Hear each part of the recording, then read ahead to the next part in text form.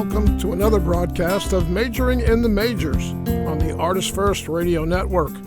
All past broadcasts are podcasts. You can find them at artistfirst.com. Your host, Pastor S.J. Munson, is the author of two books, The Treasure of Israel and Christ Held Hostage, The Hijacking of Christianity.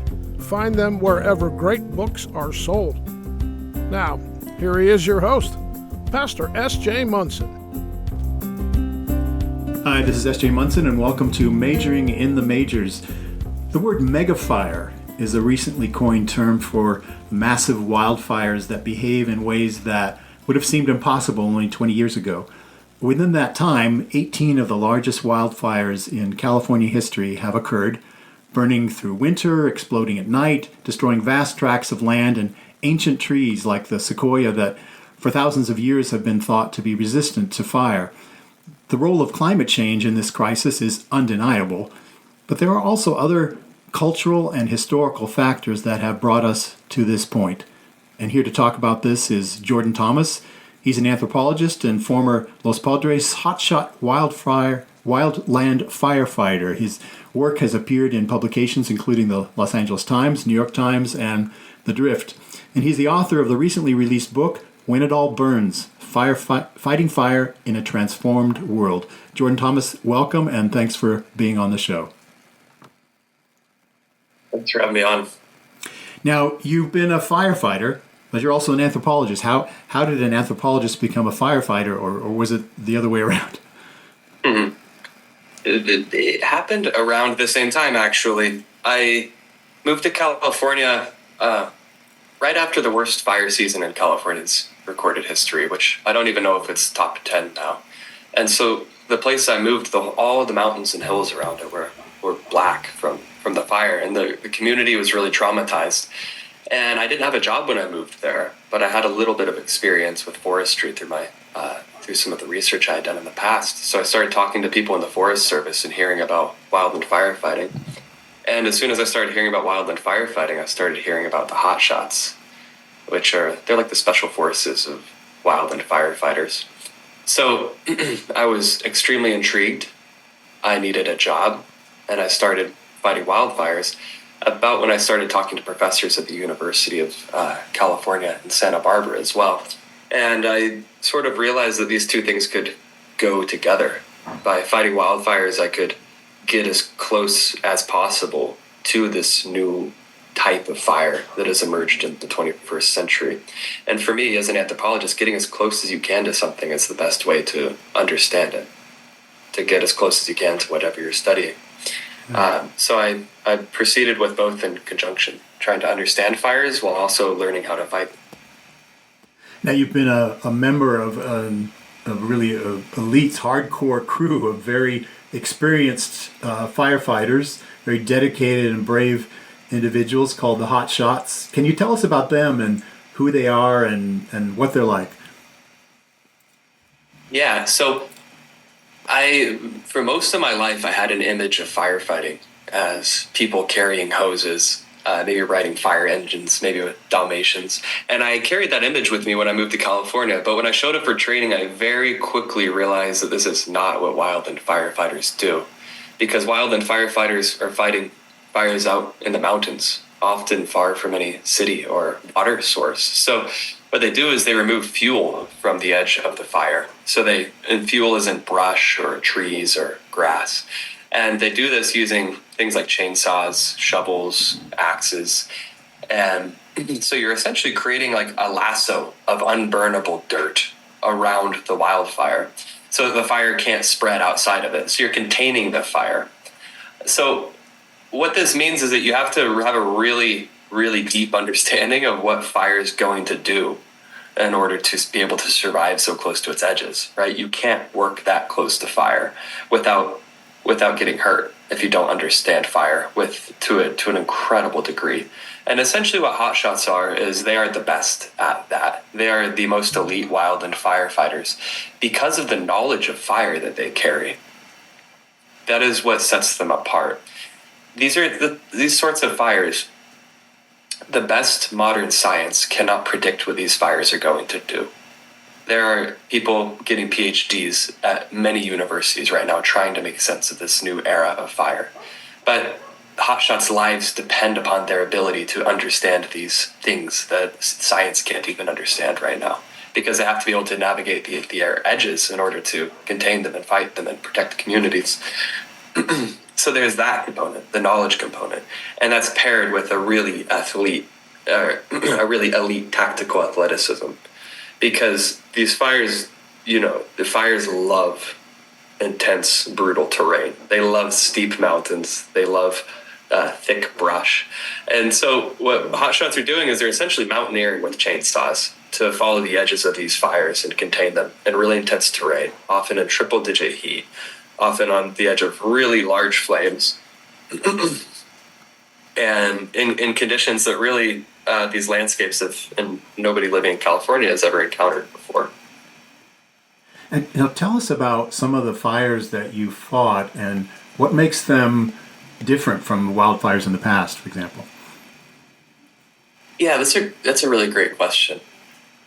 The one that really stuck to me, and the one that made me really impressed upon me the need to write this book, was in September 2021 in Sequoia National Forest. The sequoia trees are some of the largest and oldest organisms on Earth. The trunks of them are about the size of cabins, and they're about as high as the Statue of Liberty. They stretch far, far, far overhead. They're beautiful trees. But what makes them really unique is, as I was walking through them and as we were working among these trees with the wildfire burning towards them, is how fire adapted they are. So they're sort of orangish red in color, and their bark is about 3 feet thick, and it's really spongy, so it insulates these trees from heat. But their branches, they don't start until about 90 feet off the forest floor, which means it's really hard for flames to get into their canopy, which is what often kills trees, right? But if flames do get in their canopy, these trees can recover if 90% of that canopy scorches, because they're so fire adapted, and because their root systems underneath the ground they're grafted together, so they can transfer nutrients to each other and help each other recover. And the reason that they're so fire adapted and fire evolved really is because fire actually helps them reproduce. So certain kinds of fire clear out competitors in the undergrowth, deposits nutrients into the soil, and opens the cones, which spreads seeds throughout the dirt into the nutrient-rich soil so that new sequoias can grow. So they're extremely fire evolved. And what happened on this fire is it became one of the most destructive fires that these sequoias had encountered in their thousands of years of existence of these individual trees, but also in the many, many millions of years that these trees have existed as organisms. Because in just that 1 year, around 20% of the world's sequoia population was killed by fire. And we were on the front lines of that. So we were seeing flames leap 300 feet in the air as it consumed these trees. And we were doing whatever we could to contain them, but the old methods of firefighting and fire containment weren't working. And as I was seeing some of these trees burn, it just brought up this question for me of, if this tree, the sequoia, is being driven towards extinction by the same ecological force that it once depended upon for its survival, what does that mean for the rest of life on Earth, and what does that mean for us? And how can this help us make sense of all the other changes unfolding around Earth and human society with climate change? So that was one that really stuck in my head, because it was so destructive and so symbolically powerful for trying to make sense of this new planet that we've created. One of the things that you said in your book that sort of haunted me as soon as I read it, you said there's sort of a saying among firefighters that you, or the hotshots, that you learn to let go of hope or you get crushed. What does that mean? What did you mean by that?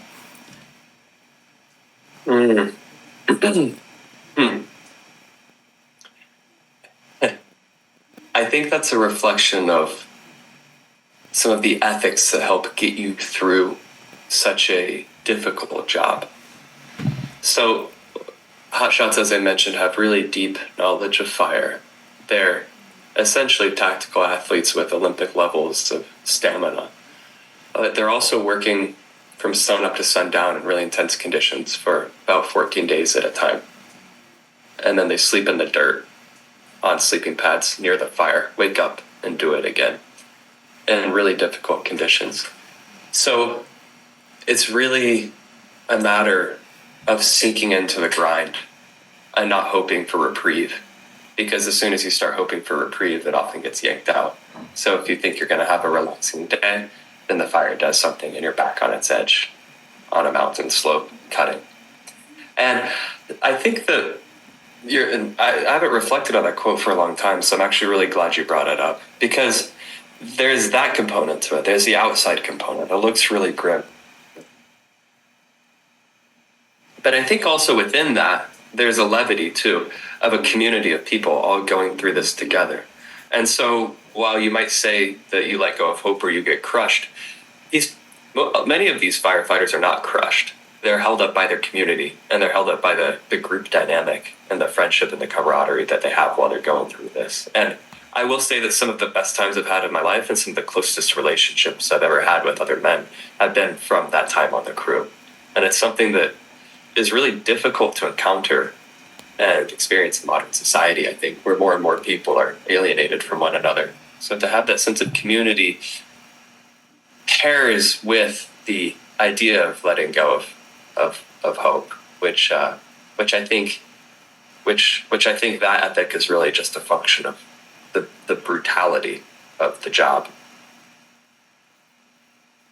I sort of, when I read that, I sort of pictured a firefighter like yourself, you know, the inner dialogue saying, I can do this, we can beat this, and, you know, his friends dragging him away saying, no, we need to live to fight another day, you know.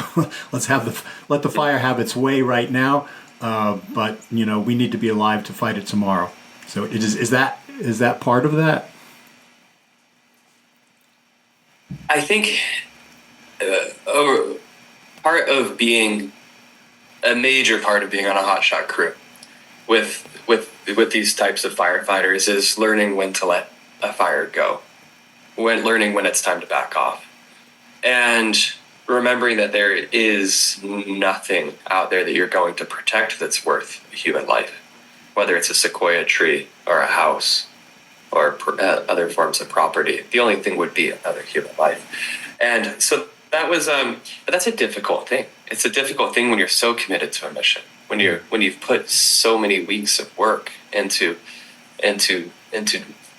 stopping this fire, and especially when you have such emblems of society and nature, like the sequoias. They're some of the most powerful trees on Earth in terms of how they embed themselves in the human mind, I think.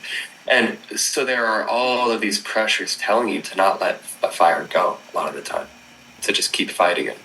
And I think one of the things that makes hotshots such a special group of people is the ability to do that and to hold each other accountable and to remind each other when it is time to let it go, which really requires a certain humility and a suspension of the sort of machismo that's often associated with the job. Because that's what makes it really dangerous, is I think, when people aren't necessarily able to set that aside. Right. Now, you started out with a desire to write about wildfires from the perspective of climate change, but you found that story was inextricably linked to another one, an older, wider, often ancient story about indigenous peoples and colonialism and racism. Could you talk about what you discovered and how you made those links? Yeah, so on another fire in Northern California, it became one of the biggest fires of the year. It was called the Sugar Fire, and it became a megafire, grew around 100,000 acres. We eventually stopped it, but then just after that, another fire started, which grew to 1 million acres and swallowed everything that we had protected. And on the face of it, this is climate change, right? These fires have never been this big, and it's really devastating to see. But one of the features of fire is that it takes the shape of the places it's burning, right? So fires are influenced by the vegetation they're burning in and by the weather, largely. The thing is that people shape vegetation patterns and have through time, whether it's by clearing brush, cutting down forests, or planting other forests in their place. And it's very similar with climate change. The impacts of climate change are shaped by the contexts in which they land, right? So everybody's not equally exposed to the risks and damage of climate change. A lot of the time it's poor people, low-income people without access to resources and other places to go who are disproportionately impacted or harmed. And so I was thinking that fire can really help us understand it in this way. Because these forests that were burning in these million-acre fires, yes, climate change is what sort of lit the match that blew these fires up.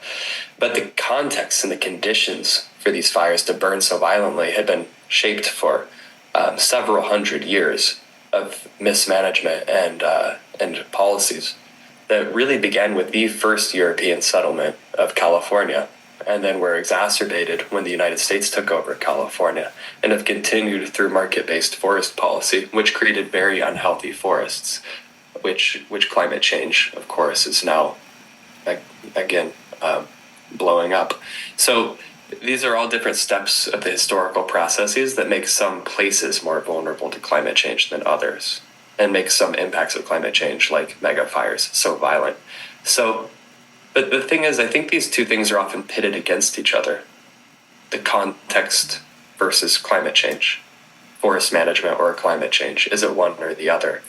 Well, really what I was trying to show in this book is that it's always both. I think that what's a signature feature of climate change, which is that its impacts are always shaped by the context in which they land, is that's a signature feature of it, but these two are pitted against each other, and what becomes a false argument that I think skews the way climate change is understood.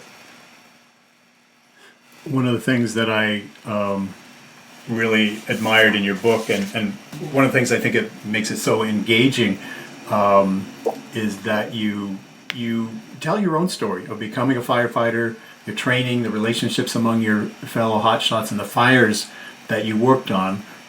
So there's tremendous drama in that, and a lot of suspense. But then you also you tell the story of how we got to this point in human history in our relationship with fire, from 10,000 years of indigenous history and tradition through the brutal colonial period to today, and you show how both stories are linked together. And in cinema we call that historical cross-cutting, and it's a great way to tell a story. And so I just want to applaud you for choosing that way to communicate, because it's very effective and exciting and readable. One way to make history, which a lot of people find boring, history, names and dates and stuff like that, but it's one way to make history very, very exciting and readable. And of course your experiences, on the front lines of fighting these fires brings it, an immediacy to it that's very exciting. So thank you for that. In your research for this book, you used indigenous resources, written sources, interviews with indigenous fire practitioners, and you relate some fascinating things and a world and a culture very different from our European culture. Tell us what that was like, stepping into that world, and what are some of the things and lessons that you learned? Yeah, that's a great question. So I think just starting off, what I realized when I started writing this book is that I couldn't honestly tell the story of fire in California without trying to understand indigenous perspectives on burning in California. And the reason for that is that California is among the most fire-evolved regions on Earth. So a lot of landscapes in California need fire, similarly to how other landscapes in the world need water. So just where I was living while I was writing this book, the ecosystems in the hills that I could see from my apartment, the seed banks underneath the soil only germinate when they sense smoke.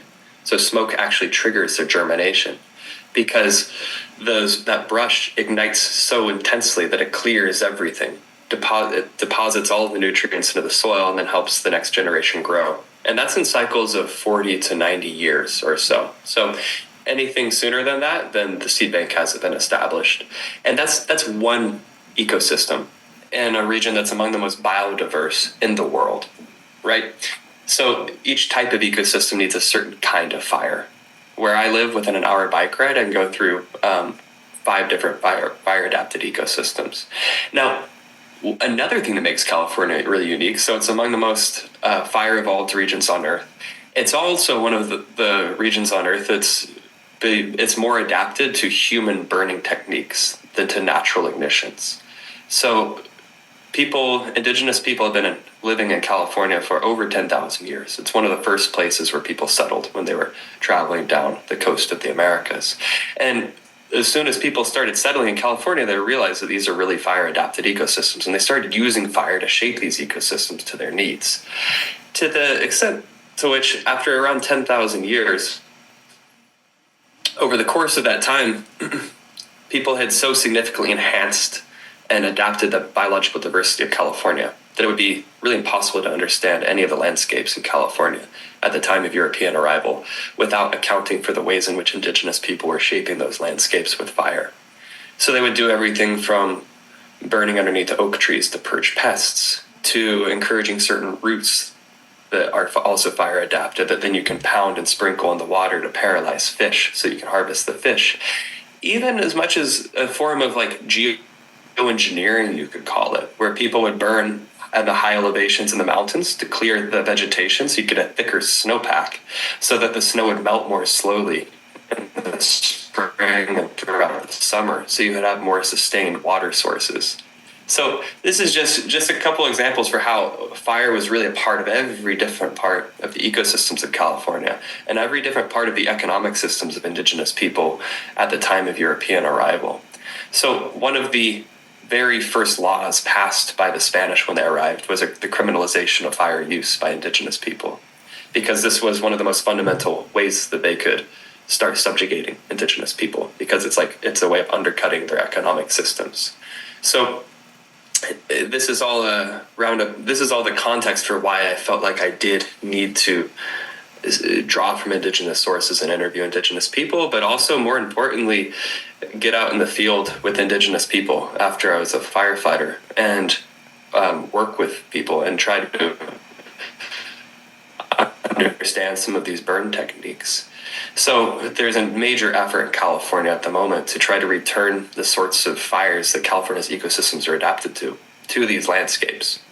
And the people really leading this charge in California are the tribal people. So after I stopped fighting wildfires, I set out and started trying to learn how fire could be a useful and healthy practice for the landscape. And in all of the prescribed burns I've been to, indigenous people have been a part of them, advising them or leading them. And so it just became a really good way of understanding not just the practices, not just how you put fire on the ground in a way that makes it a useful tool for ecosystems, but also the sorts of mentalities that go into it, the sorts of relationships you're building to landscapes, and the way these relationships are tied to your community and your responsibility to those around you as well. So that was a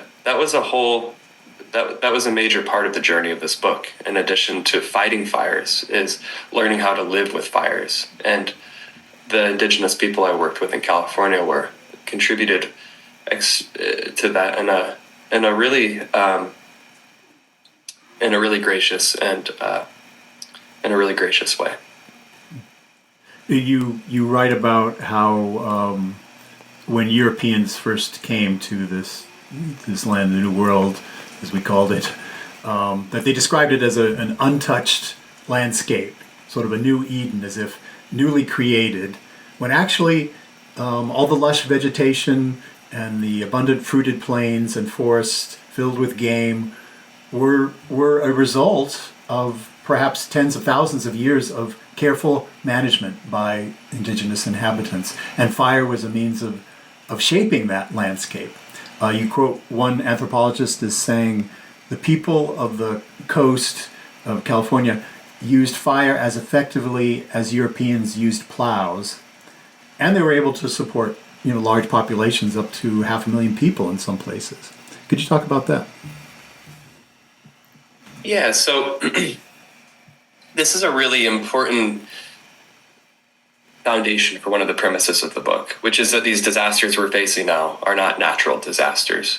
They're products of particular social and political choices that we've made through time and are continuing to make now.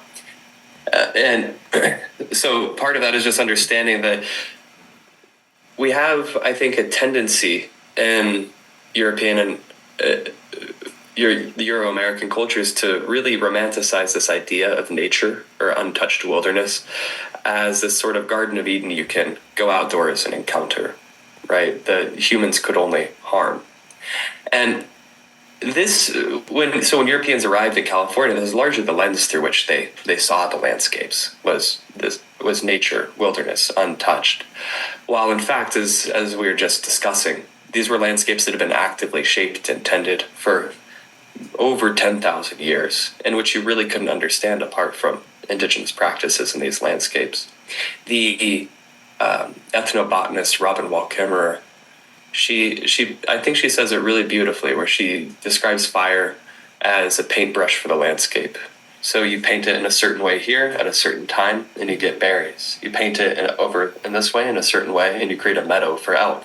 You paint it over here, and you allow for acorns.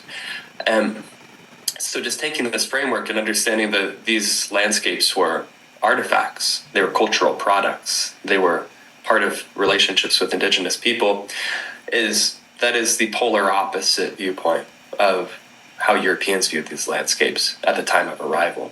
And it gets political here because this is enmeshed in power dynamics as well, because of the idea of wilderness, or the idea that these places were wild, really helped justify the seizure of land from indigenous people, and then the use of that land to create industries and commodities. So I think that the moment, there were several moments where this really just sunk in for me. But one was in Northern California, where I attended a prescribed burn with a group of people from the Pomo tribes, and we went up towards the top of a mountain and looked out, and it was a sort of scene that I think would seem very romantic to a lot of people, and it was romantic to me because it was these mountains rolling to the horizon, and I thought of it as wilderness. It was really, making me feel a lot of beautiful things, until someone pointed out to me that these forests that I was seeing were all basically pine plantations. They had been clear cut about a century ago, and then they had been reseeded, replanted, all with the same pine. And it was a pine tree that was just at the highest market value at the time it was planted. And so it had regrown as this homogeneous tree, all the same age, really close together. They're often called pines and lines. And this is one of the most flammable ways you can create a landscape, is by putting one tree there all the same age, because once a fire gets up in those trees, there's no diversity to moderate the fire spread. And the sorts of landscapes indigenous people used to cultivate, it was like a mosaic. You'd have different species, you'd have meadows, you'd have different patches, and fires follow that. So it might run through the trees for a while, then drop to the ground, and then crawl along the ground, and then hit a watershed and stop. But when it hits one of these plantation forests, it just runs and runs and runs. And this is the sort of situation I was talking about earlier, of how climate change takes the shape of the places it lands. So these forests are some of the most combustible forests you could possibly create, combined with a climate which is it's just pushing them over new thresholds of combustion. So they're not natural disasters, is essentially what I'm saying. That's products of climate change and products of the ways in which dominant societies have shaped these landscapes through time, often with wilderness as one of the foundational principles that allows them to justify the creation of these ecosystems and economic systems, these landscapes. So the Spanish came in, colonized California, using the Franciscan friars and Jesuits to as sort of the leading edge of their subjugation of indigenous people and the land. They looked at these controlled fires and they said, "Oh no, this is horrible. This is bad. This is destroying. This is childish and needlessly destroying. Commodities that we could make money off of." And this attitude toward fire suppression spread, as you point out in your book, but was not just localized to California, but was really across the world, and wherever Europeans colonized, in Africa and Asia, for example, across the American continent, of course. But they, wherever Europeans colonized, they, as you write, they succeeded in stamping out these indigenous practices of managing the land through fire. And so not only in the New World, but also back home in the Old World in Europe. Can you talk about that and how that policy of fire suppression really began at home before it spread to colonized regions? Yeah. That's a really good question, and a really good topic, and one that I thought was important to draw out in this book, because what I started discovering as I was doing this research is that fire suppression isn't just some historical quirk that happened in California or that happened in America, as it's often framed, but it's really embedded in our social structures, in the structures of society that have been developing for a couple hundred years now. And the reason this is important is because people are often trying to innovate their ways out of these wildfires by inventing new technologies. But it's really hard to innovate your ways out of systemic issues. And what I'm trying to show is that this is an issue that's embedded in our social systems, going back several hundred years. So one of the fun things about writing this from Santa Barbara is that it seemed like Santa Barbara was like this pivot point for the history of fire that could really shed light on all these other things. So it's home to one of the most elite hotshot crews in California. It's also been the point of some of the largest fires in California's recent history, which is tragic. But it's also where the first legislation in the American West was passed to put fires out by criminalizing indigenous burning in 1793 or 1794. And the Spanish Mission, which is this beautiful old Spanish building right in the middle of Santa Barbara that looks over the ocean and it's backed by the mountains. And so I started trying to understand why the Spanish wanted to put fires out, but also what was some of the effects of this. And just a quick, another quick, just foundational principle of this is that when fires are not allowed to burn in ecosystems like California's ecosystems where fires are needed, this often creates larger fires in the long run because when these ecosystems aren't getting the sorts of fires they need, they get sick, essentially. So either the trees start to die or they're more vulnerable to pests, and you have more biomass build up, because one thing fires do is that they decompose a lot of the biomass and quickly, right? They burn logs, they burn extra trees. So it creates conditions for larger fires. And this was really triggered in California by the Spanish when they first criminalized indigenous burning, because most of the fires in California were at the time lit by indigenous people. But I started sort of tracing this language that was used, which was fires are destructive, the people who use them are childish, and I started finding eerily similar language and laws being passed around the same time all over the world. Because while California provides a really good case study for this, the fact is that our planet is a uniquely fire-adapted planet. We're the only place in the known we're the only planet where fire has been discovered, because we're the only planet where life has been discovered, and fire is tied to life. So fire has been a part of ecosystems on Earth really since just after life emerged. So So fire is seen as destructive and seen as scary, but it's really fundamental to our planet's ecosystems. And people around the world have learned how to use fire in ways that enhance ecosystems, not just in California, but in the Amazon, all across Asia, and all across Africa, all across Europe as well. So one of the things during the period in which Europeans began expanding around the world, one of the things that they could criminalize very easily in order to disrupt indigenous people's economies and subjugate these people was criminalize fire. Because by doing that, you're essentially criminalizing this whole economic system of the people who lived there. Which makes sense in a colonial context, but I kept tracking it. And then I found the same systems start taking shape in Europe around in the 1600s and into the 1700s. And the best example of this I found was by this scientist named Carl Linnaeus, who he's very famous for really giving humans the name that we use now, which is Homo sapiens. He classified everything, and he was enlisted by the king to go document and classify the agricultural systems of rural people in Sweden. So he set off through the countryside and was writing about the flowers and writing about the things people were planting. But then he also started documenting the types of fire that farmers were using.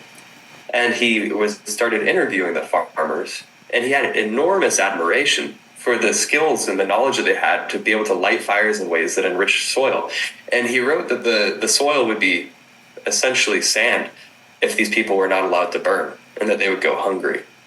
But when he submitted this report, he was chastised and almost had his funding yanked for portraying fire in such a favorable way. And he was made to remove these portrayals of fire. Because what the major economic push around Europe at the time, not just in the colonies, but also in Europe proper, was the origins of capitalism. And any sorts of livelihood that could exist outside of capitalism started being viewed as a threat. And fire is what enabled these livelihoods. So its criminalization all across Europe and then all around the world was really a powerful mechanism to force people into this new capitalist economy that was emerging at the time.